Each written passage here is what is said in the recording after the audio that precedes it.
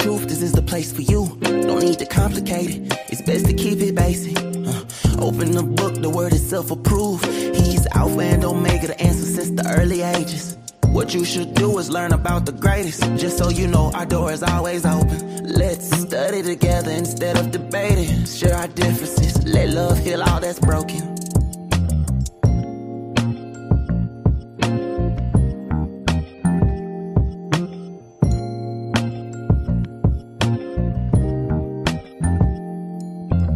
If you need truth, this is the place for you. Don't need to complicate it, it's best to keep it basic. Open the book, the word itself approved. He's Alpha and Omega, the answer since the early ages. What you should do is learn about the greatest. Just so you know, our door is always open. Let's study together instead of debating. Share our differences, let love heal all that's broken.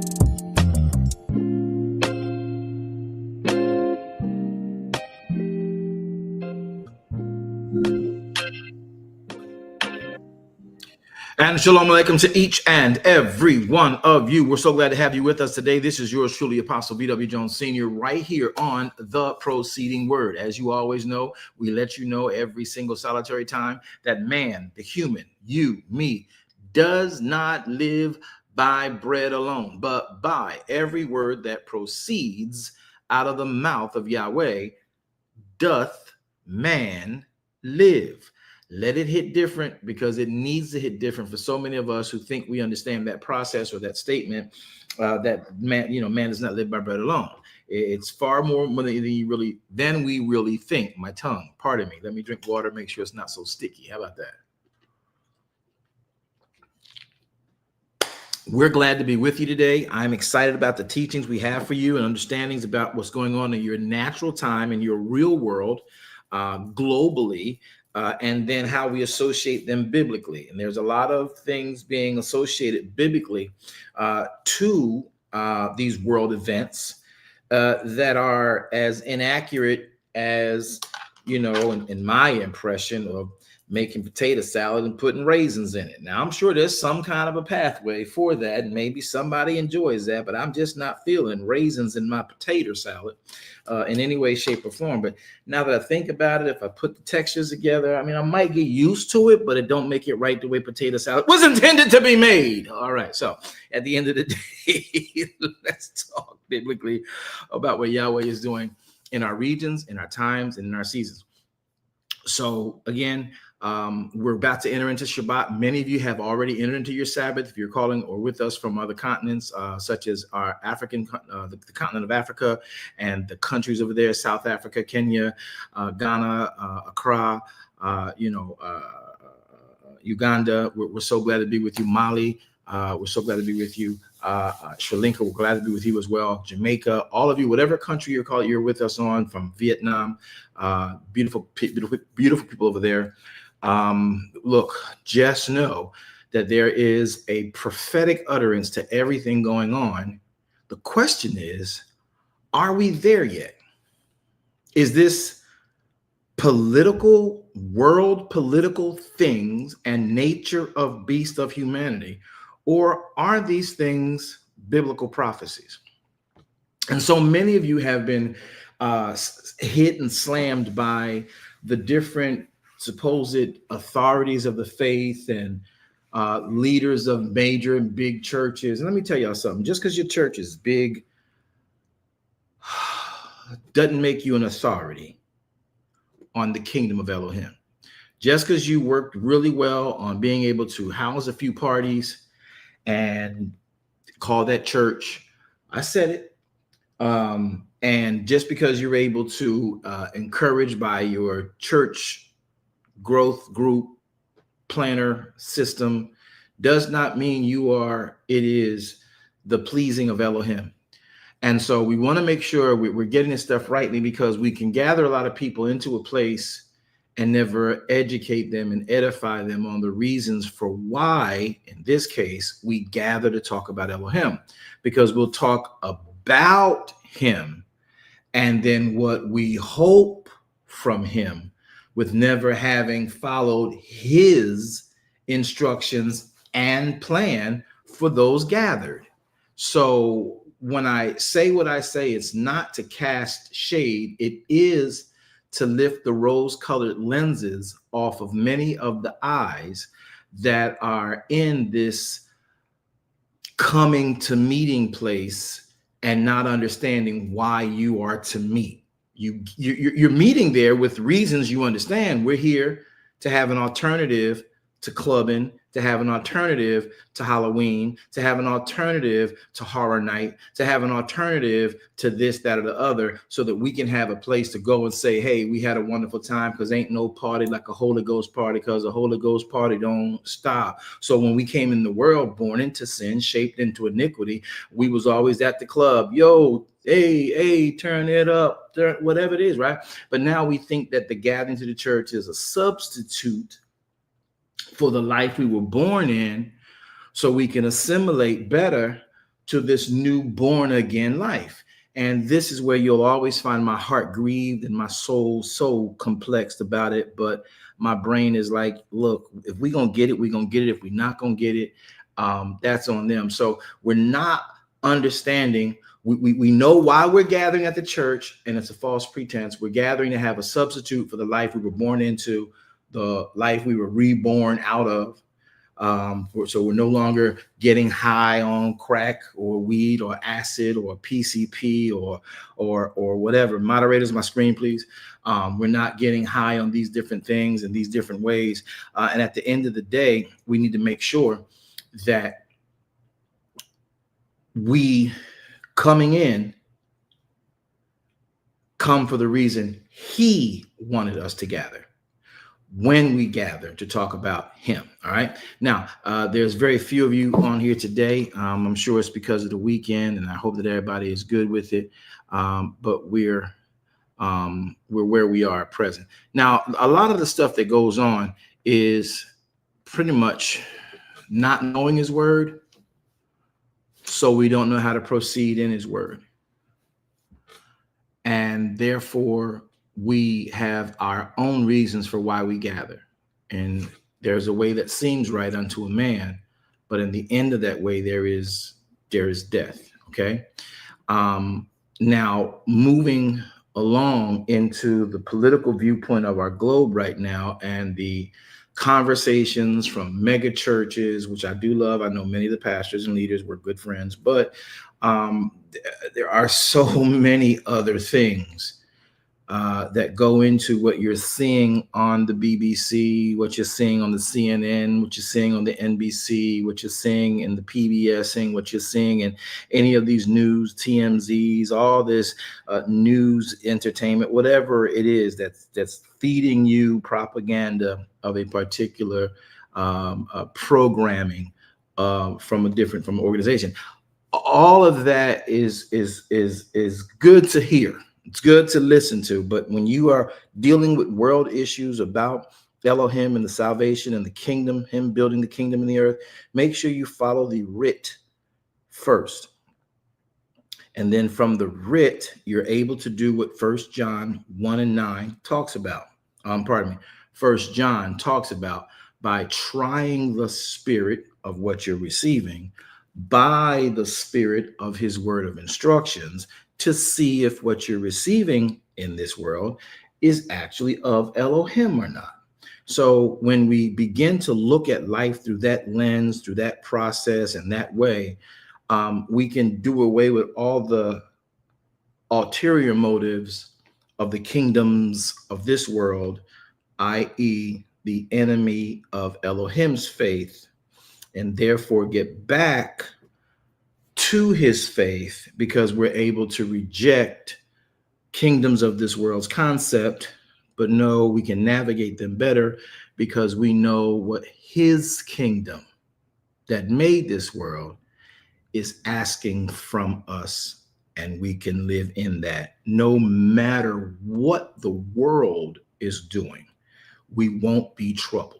So that takes us to why we're here today. Let's go over to Matthew chapter and number 24.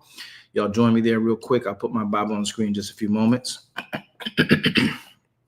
We were talking about this on last week or on Monday, and I want you to continue to be in this vein, but we're going to launch off into some other areas as we were unable to be with you on Wednesday. But this day being Friday, we are here for your statics. Now, many of you are like, man, he's just rambling. Well, if you go back and rewind what I said to y'all, you'll see that there was no ramble there, but I know it's uncustomary when you are on podcasts and views such as this, that people think that you got to get right to the point. Well, this ain't that kind of party. This is the proceeding word, not a we need likes and we want invites. So let's go to the Bible, and we'll start at Matthew 24, which is where we pretty much left off at, so that we can understand what kind of time we're living in. Why are we addressing this way? Many of you may catch this in archives and like, well, he just did all that rambling for 8 minutes. What really was he saying?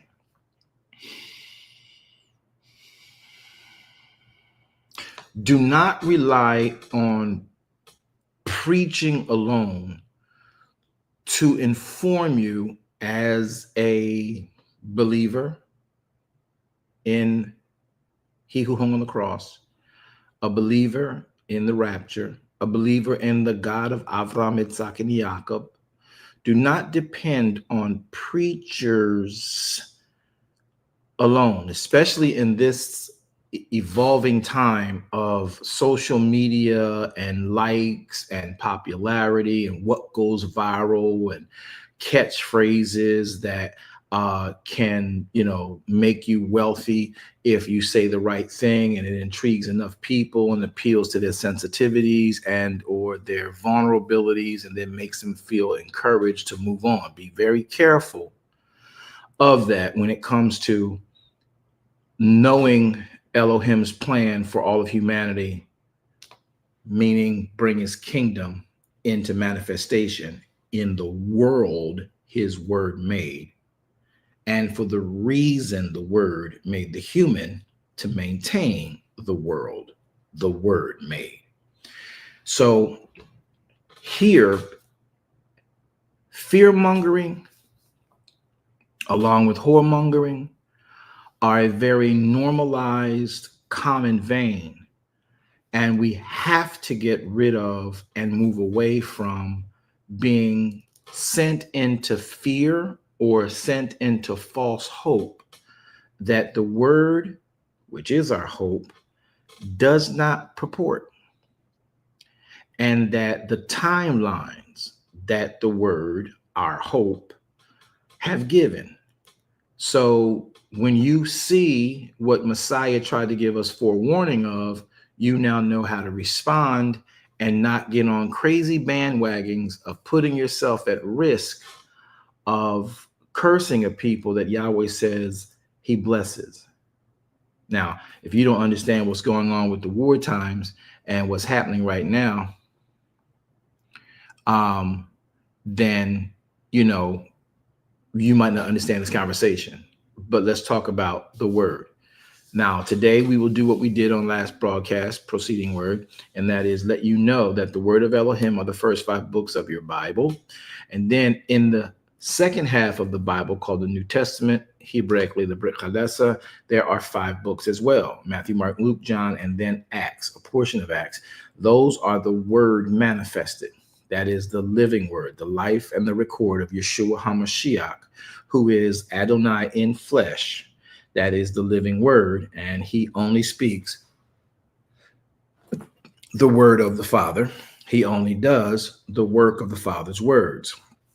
So now let me push us in quickly so we can take this last few moments to get on course with why this is so important to know. Everybody and all these media sites, Christian media sites, CBN, TBN, my stomach just got grossed out. I literally got a headache listening to all these ministries who paid money to be on television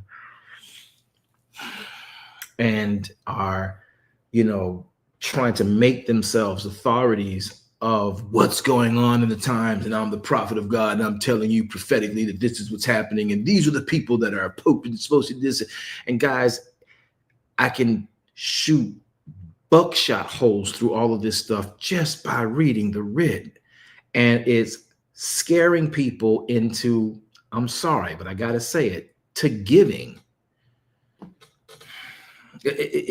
We gotta, the Lord is coming soon, and we got to get out here and push. And here are the signs that prove that he's coming, and here are the eschatology signs, and here are the signs from those of you who don't know the Hebrew and the Torah, and this is the thing. And they're really pushing. And then at the end, the narrative is to say, hey, we want to do this work, and we need your help to get this out, and we need to do this, that, and the other. And you need to be blessed in this last seasons. Live your best life. Give God, bless God. And it's all, unfortunately, it grieves my soul because I never wanted to believe it. It's all primarily about just collecting money to do what that is over there that they do. And it's a machine to churn revisits. Listen. If it's not a machine or an entity designed to keep you informed of Elohim's plan for your life and how you can make it that you will hear him say, well done, my good and faithful servant. Please, the only way you can identify the difference between the two is that you try what's being preached by the word to see if it is of Elohim's word or not. And many of us get caught up in the sensationalism and the data from AI and the information from intellectual research and all of that stuff like that. And it's got nothing to do with the simplicity of his word. He did not complicate what he plans to do and or his timeline. And many of us are watching television being gaslighted, hyped up, gassed up into moving in a movement and a way that is not Elohim's plan. And this is where I want to make sure you realize what the preceding word does. What does the word say about what's happening? Well, let's go to it. In the book of Matthew, chapter number 24, our Savior, our Messiah, Yeshua HaMashiach, gives this very quick synopsis. The Bible declares in verse 1 that Yeshua went out and departed from the temple, and the disciples that were with him to show him the buildings of the temple. And Yeshua said unto them, see ye not all these things? Now, my Bible is up on YouTube if you want to see this. And Yeshua said unto them, see ye not all these things? Verily I say unto you, there shall not be left here one stone upon another that shall not be thrown down. And as he sat upon the Mount of Olives, the disciples came unto him privately and said, tell us, when shall these things be, and what shall be the sign of your coming and the end of the world? Yeshua answered and said unto them, listen, take heed that no man deceive you. For many shall come in my name. They're going to tell you that they are the Messiah, and they're going to deceive many. Verse 6, and you shall hear of wars and rumors of wars. I need you, my people I'm talking to. This is what Messiah is talking to his disciples. He said in verse 6, when you hear of wars and rumors of wars, see that you be not troubled, for all these things must come to pass. But the end is not yet. Now, here is where you find me very concerned, and why I told you I get headaches and I get nauseated when I'm listening to a lot of ministry, Christian ministry, and or some facsimile thereof, talk about they'll read this passage but never read the last of the sentence. Let me read it again for you so you can catch it. Look at verse number 6. I'll bring it to you now. Here it is. Verse 6, it says, and you shall hear of wars and rumors of wars. See that you be not troubled, for all these things must come to pass. Now, that's pretty much where they stop it. And I've listened to multiples over the last few weeks, and it's bothersome to me. So I'm making this very clear. I am standing staunchly against it, and I want you to understand how it's supposed to be read. He says, see that you be not troubled, wars and rumors of wars. These things must be, meaning there's a timeline for this. There's an appointment for this. This is the nature of the beast. Secondly, he does not, many don't finish that passage out. And it says, but this is not the end. The end is not yet. Now, I had to go back and retract some of my own teachings a little while ago, some years back, when I kept thinking that we had because of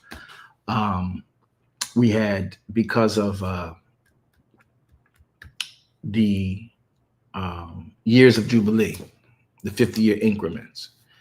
And I'd seen that all the prophecies of the Bible, save two, had come pretty much into manifestation. All right.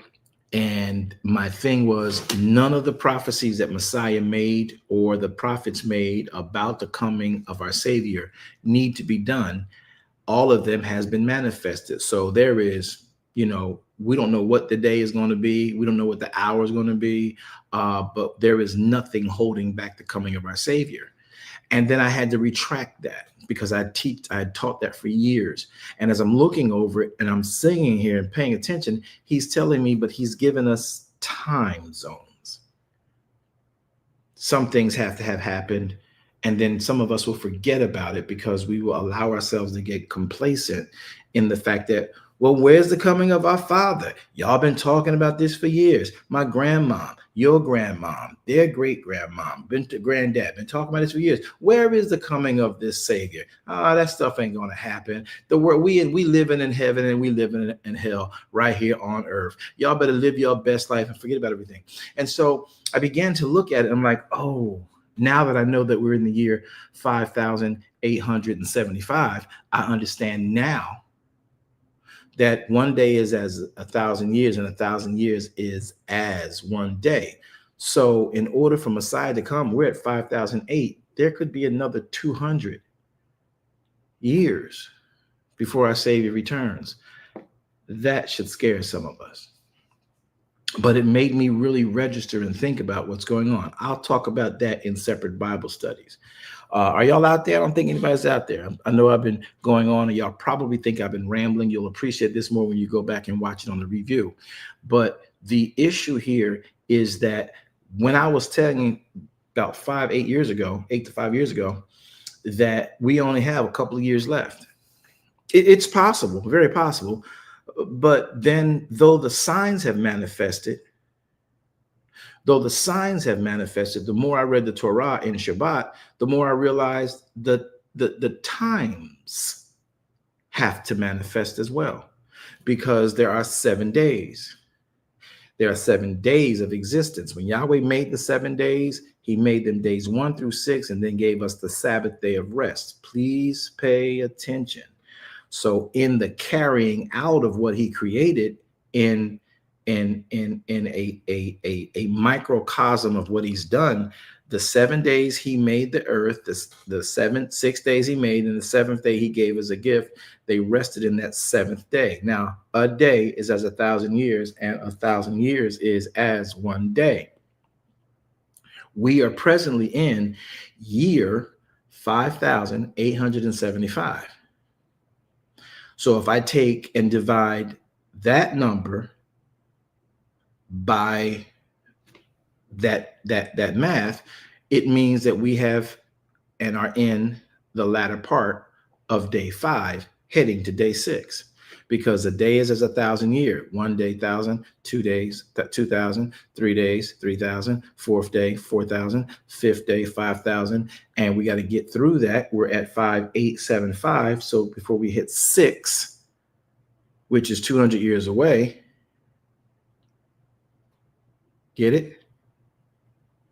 We don't have the 7th day of rest. The 7th day of rest, we don't hit that 6th day. And it's actually a little bit longer. So we got to go through quite a bit. And then he gives us the 7th day of rest. So he's either using the 6th day, which will be the millennial reign, and then we get the new heaven and the new earth, or in fact, we have 6,000 years, right? And then the 7th day is going to be the millennial reign, and then the new heaven and the new earth.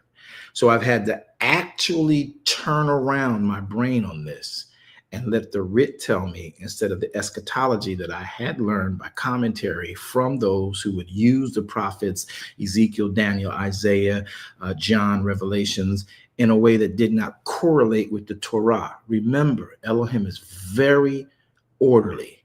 He is the Elohim of decency and order. When he wrote in Genesis 1, he has given us the stars in the skies for signs of the times and seasons. Signs of the times. So the signs manifesting tell us what time we're in. So the times have certain signs within them to let us know that we're on a particular trajectory and path that he's already predetermined. At the end of the day, do we understand what he said? So I want to be very clear when we read Matthew 24, what Yeshua is saying, we are seeing signs that match the timeline, but the timeline does not end because the sign manifested. I'm going to say it again. When Messiah is talking, we see signs of the timeline, but signs manifesting on the timeline does not stop the timeline requirement, does not stop the time. Got it? So just because the sign happens, we can match where we are on the timeline. And therefore, the signs don't stop the timeline. Just because the sign happened on the timeline, it doesn't stop the timeline, and then we look for this. It's letting you know you're on the right course. These things must so be. That's what verse 6 of Matthew 24 is about. So listen to it again. And though you might think I rambled and gave too much information, it was too technical, if you listen to it, it really will help you probably after Sabbath. And you shall hear of wars and rumors of wars. See that you be not troubled. Somebody type in, I'm not troubled. For all these things must come to pass, but the end is not yet. For nation's going to rise against nation, kingdom's going to rise against kingdom, and there shall be famines and pestilences and earthquakes in different kind of places. All of these are the beginning of sorrows. All of these are the beginnings of sorrows. So if anything, and you think about what this is, the beginning of sorrows, you're looking at the beginning of the times that are going to start getting really weird. It's going to be sorrowful to see what goes on. People are going to be lovers of themselves, more than lovers of Elohim's word. Yeah, the love of many will wax cold. Mothers, parents will be divorcing their children. Children will be looking to divorce their parents. You see shrapnel. You see threads of that. You see shreds of that happening even right now in the days we live. And so it's not something that we are not to expect. So when you see this thing for the first time, it might appear to be an anomaly. Oh my God, that child divorced their parents. Or, oh my God, that parent, killed their children. I think about what time we're in and how sorrowful it is, because we're in the beginning of sorrows when these things start to happen. I remember a few years back, this thing had me shut down for a whole weekend. This mother, mental disease or what have you, whatever her circumstance was of conviction by the judicial system, she had I don't know where it was. I think it was in Texas. She drowned all 5 of her children, one by one, in the tub.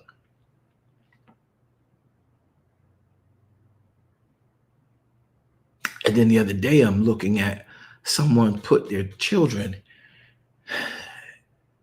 in the oven at 400 degrees.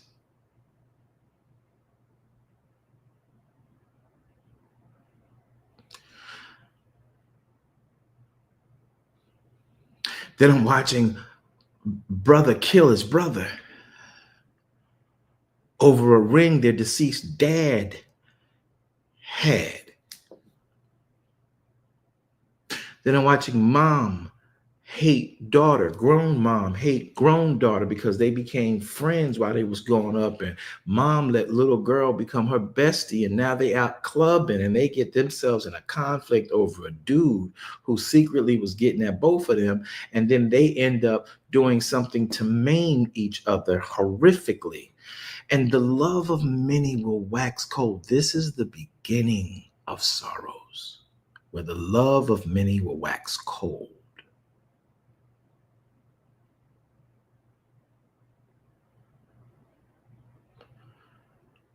people will become lovers of themselves more than lovers of God. And if anything has ever manifested in our day and time right now,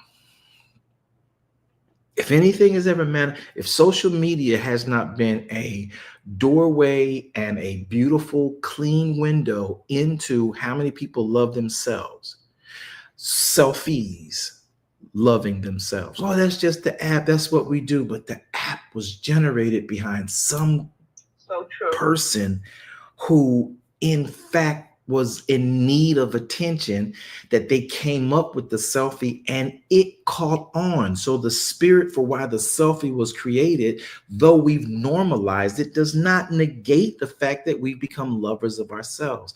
Can't not have a picture of me. I need to see me. And this is my affirmation of wealth or my affirmation of worth. And if ain't nobody going to praise and make me happy, I'm going to do it myself. Ain't nobody going to give me my value. And we are selfie driven. And if it does not present a beautiful window into the evolution of what prophecy talks about, we are a selfish people and we are self-driven. We are lovers of ourselves. I've never seen anybody love to look at mud in the generations I've been fortunate to live through than the state of our world we are in today. If y'all just go dig some mud up in your backyard off the sidewalk and just put it in a jar and just look at it, put some roses in it, because that's really all it is. We are glorifying and loving mud pies that walk and talk and care less about the soul that carries it, even our own soul. So it hits a little bit different when you excavate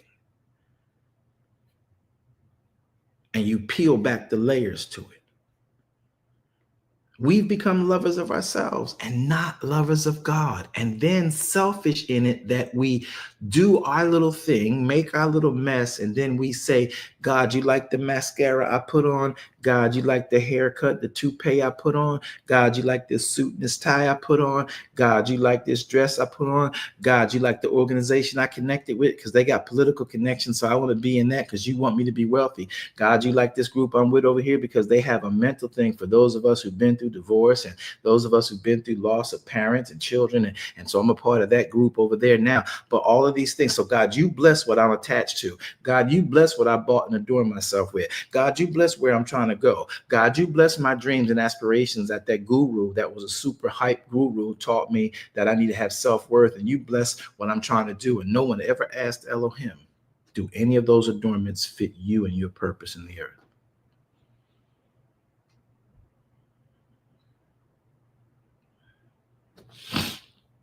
And then it goes to a different dynamic, which is what this message is all about today.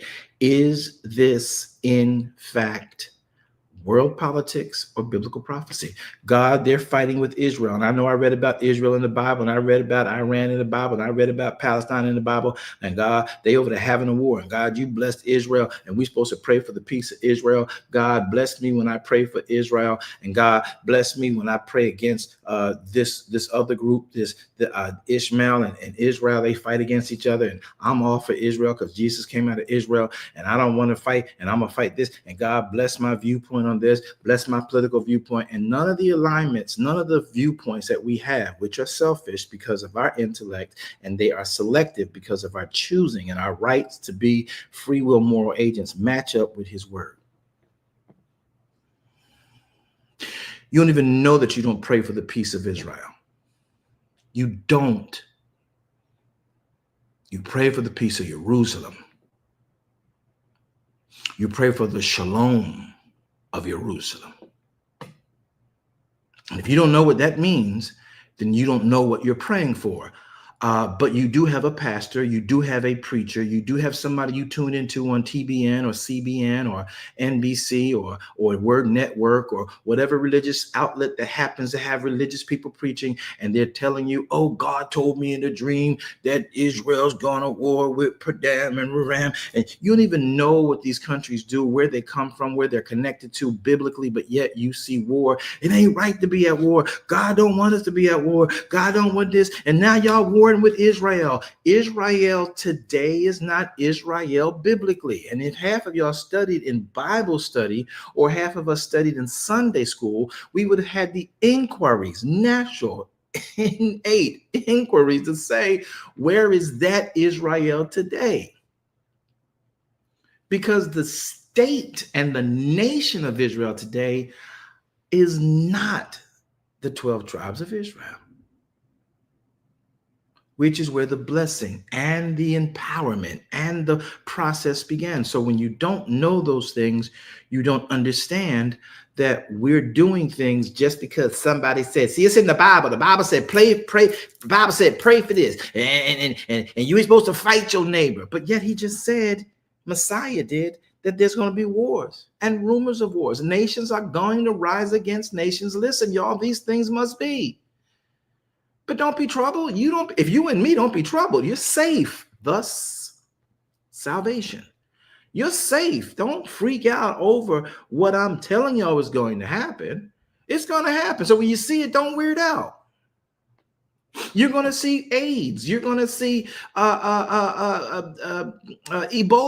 You're going to see avian flu. You're going to see all different forms of influenza. You're going to see lupus. You're going to see different types of cancers. These are pestilences. These things must be. But it's not the end yet. This is the beginning of sorrows. Oh, Jesus is coming back real soon, and you better get ready. You better get right. Midnight train may be too late. Oh, midnight train may be too late. Midnight train. You know, I'm going home on the morning train. You better. Yes, everybody should get right. 100%. Everybody needs to live right. Everybody needs to do what Yahweh's word says, because you don't know when your time is up. But the times and the seasons of the earth's existence, we are in 6,000 years, not the 7,000th year.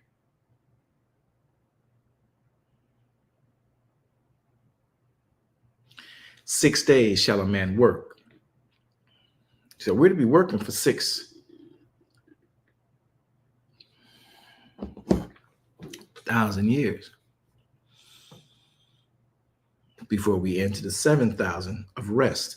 And that to me is when Yahweh our Elohim sends Yeshua HaMashiach to be, in fact, the reigning entity of how the world should have been, resting in him. That's the millennial reign. Interesting. Why do you think it's the millennial reign? Because a millennia means 1,000 years. Are y'all understanding this? Yes. Yes, sir. Is it sort of kind of hitting different? Though my whole purpose in ministry is eschatology.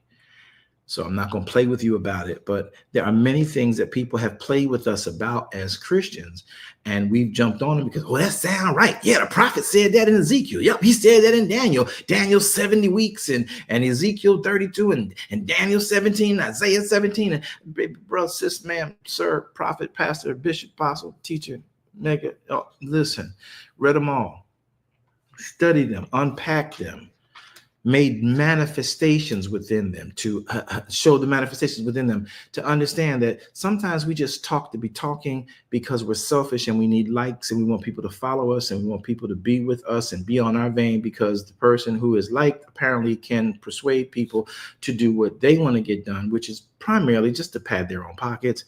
And at the end of the day, I'm sorry, that's not why Elohim has us gather at church for the pastor.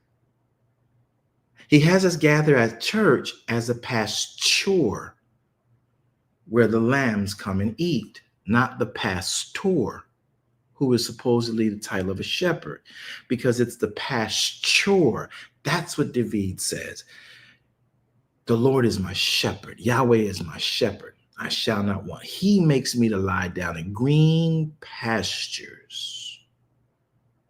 And then there's a shepherd that guides us to those pastures. And what we've done is we've made the shepherd, which could die, and another shepherd take place. The sheep still need pastures, not pastors. Make that a quote. Wow. Are y'all understanding that? The reason that you gather and assemble behind gates and barbed wire and fencing, church, is because of the pastures, not the pastor. The job of the pastor is to hear the creator of pastures so that you would know where they are, so the enemy can't get to you. You can't have prey trying to search you out, because Yahweh will lead the pastor an antenna to him and say, take my sheep, take my people, you as a leader, and get them to a place I'm going to lead you to for hydration, for quality, for water, for nutrition, for bread. I'm going to take y'all there. It's a safe place. It's quiet. Go and lay down. I'll give you room service, because what you're going to lay on is the very thing you wake up and start eating on. And then once you ate that all, and then you move on to another pasture. So you have a shepherd that does that. That is the pastor. And we are supposed to be gathering into buildings to have pastures, not so much pastor, because the pastor can change. If there's a pastor or a shepherd, there are multiple shepherds.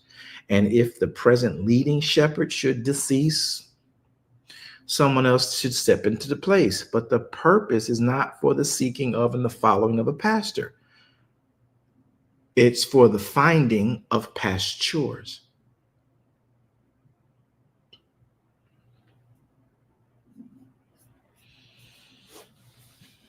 All right.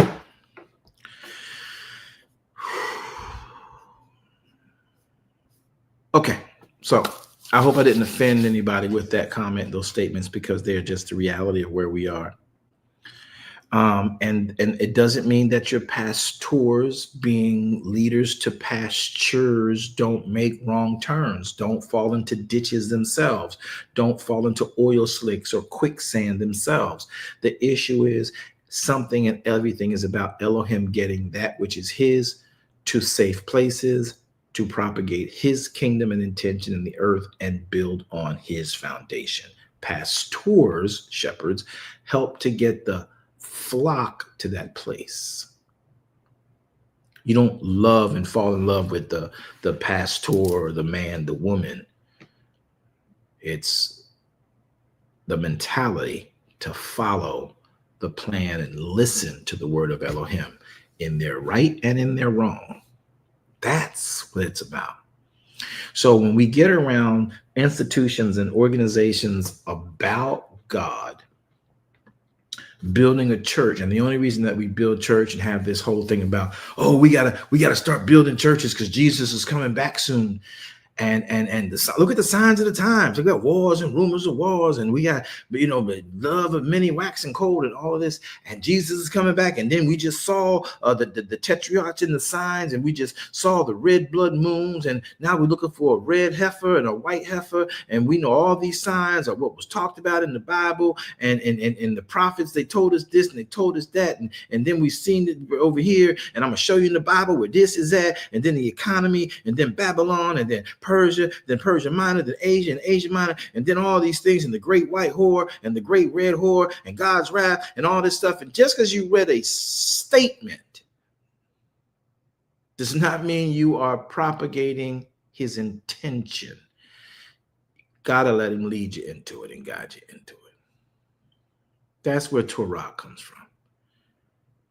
So when people now are listening to the wars and the CNBC everything is going on. I've told y'all before that back when I was much younger, some decades ago, there was some presidents that were in. Nixon was in, LBJ was in, and from as long as in America we've had presidents and vice presidents, this one's the Antichrist, this one's the devil incarnate, and this one is the false Messiah. I mean, it's been one to the other. Now you got another one who's in office right now who I don't think should be in office, maybe in a capacity where he is in business, but for the leading of this nation, I'm not a fan.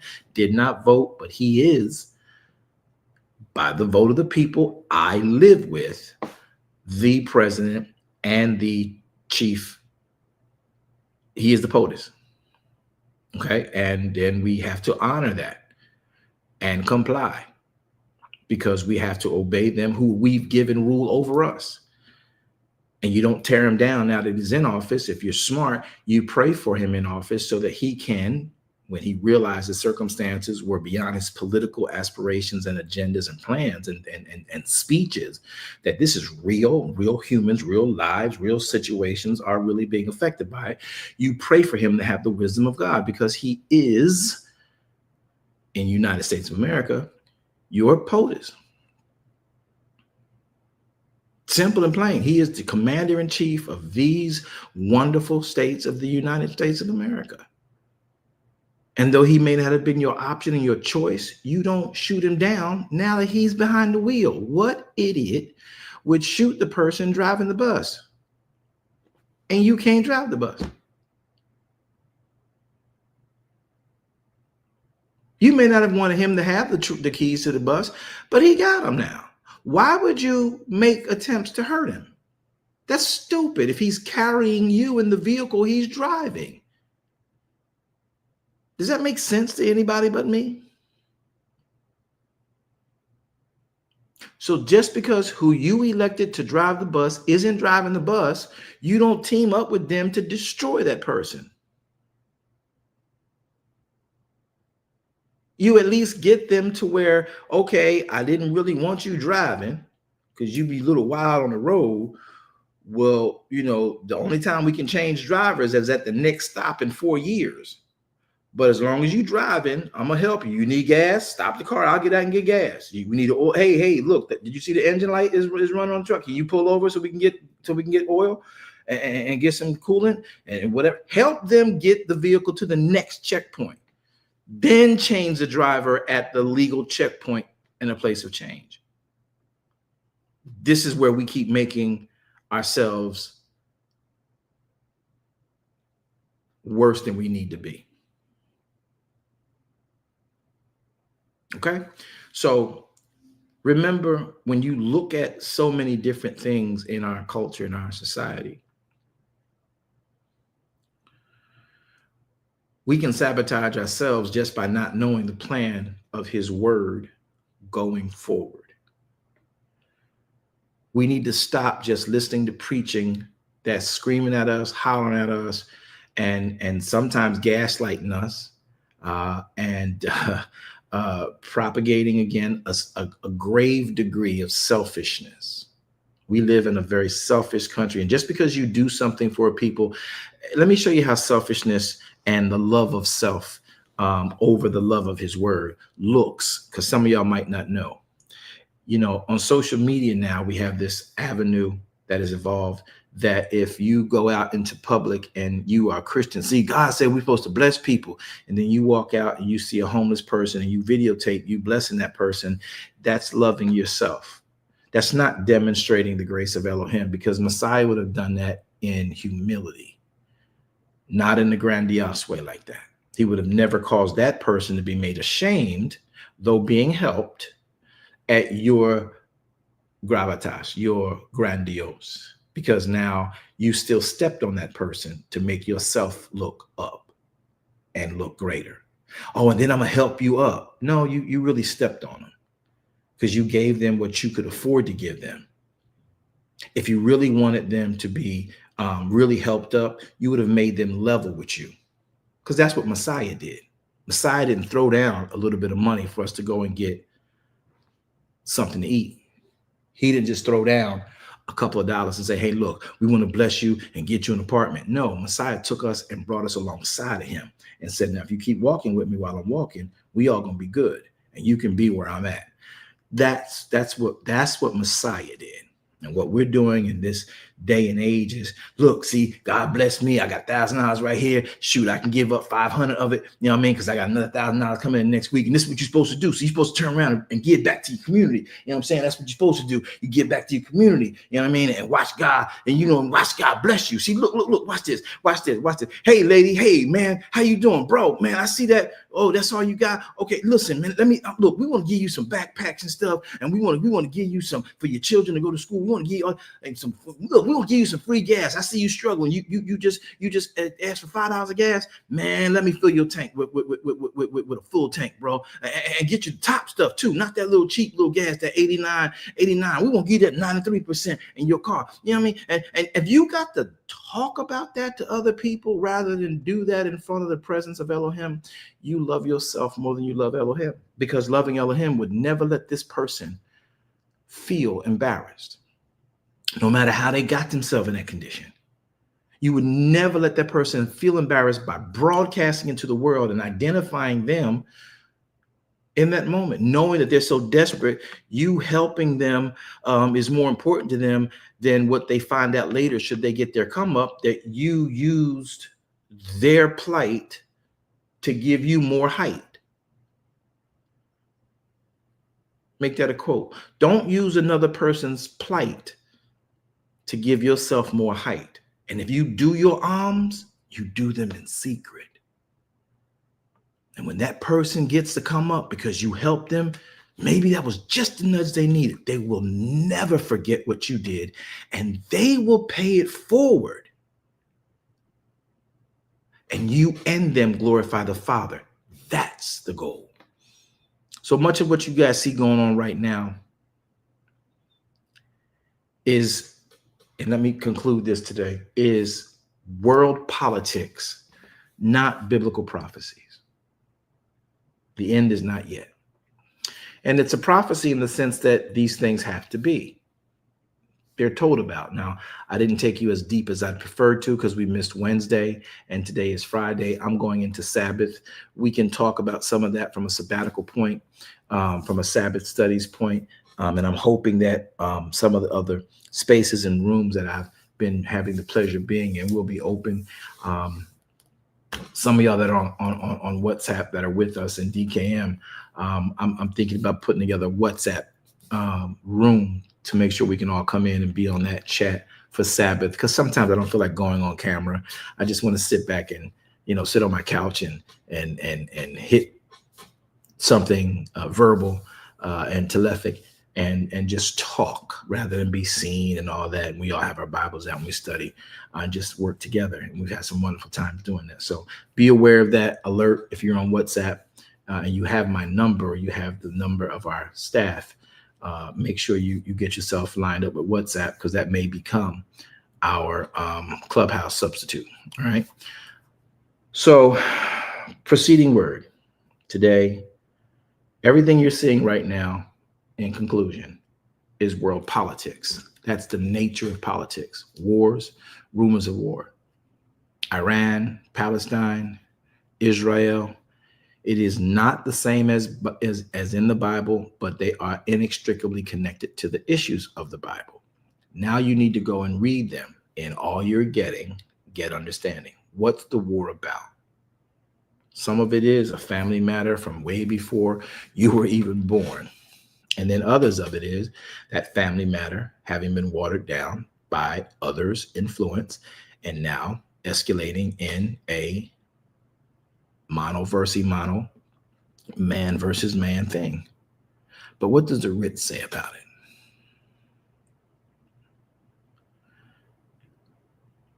Nuclear war? Oh, that's a probability.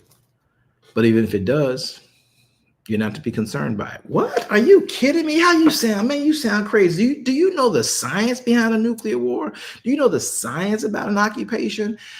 That's the nature of humanity since the eating of the fruit of the knowledge of good and evil. But it was never Yahweh's intentions. But if you're in Yahweh, When those in that mindset begin to act, you're safe. Thus the plan of salvation. Don't be troubled. These things got to be so you'll know just how real Elohim's word is and his plan for humanity. Well, my time is over. It's been a joy talking to y'all. Some of you may feel that we just rambled, but if you go back over this and listen to it again in quiet rather than not knowing the subject matter, and just when you're in Sabbath, maybe view it again. If we don't get on early on Sabbath this week, or we don't get on at all, go back over the preceding word and listen to what it was and what it was said, and let it be a guide, and listen to it with the intentions of going through passages. Want me to give you some passages to go through, and you'll still remain in a biblical concept? Grab, your passages from the prophets: Isaiah chapter 17, Zechariah chapter 12, Daniel chapters 11, Ezekiel chapters 38 through 39. And those are things that will help you with what's going on in this day and in this time. And let them be private, personal studies, but this encapsulates much of what those 5 prophets are discussing. And I can take this far deeper. I'm trying to keep it general because I know I'm walking and talking with a whole bunch of people who have different perspectives of it. And unless you give me your specific question, I can't direct you in a way that affects your perspective. But one thing is true. What you guys are experiencing right now, you're watching on the news and freaking out about, they are world politics, not biblical prophecies, meaning the end. It means we're in the beginning of sorrows. There will be some pain. There will be some sadness. But those of you who are safe in him, you're in a high tower. And Yahweh will let you know you're safe in him. Remember, man does not live by bread alone, but by every word that proceeds out of the mouth of Yahweh, who is, in fact, our Elohim. Well, welcome to the broadcast. Hope you guys have a wonderful day. This is Apostle B.W. Jones signing off. We love you to life eternal, and may Yahweh bless you is our earnest prayer. Shalom Aleichem.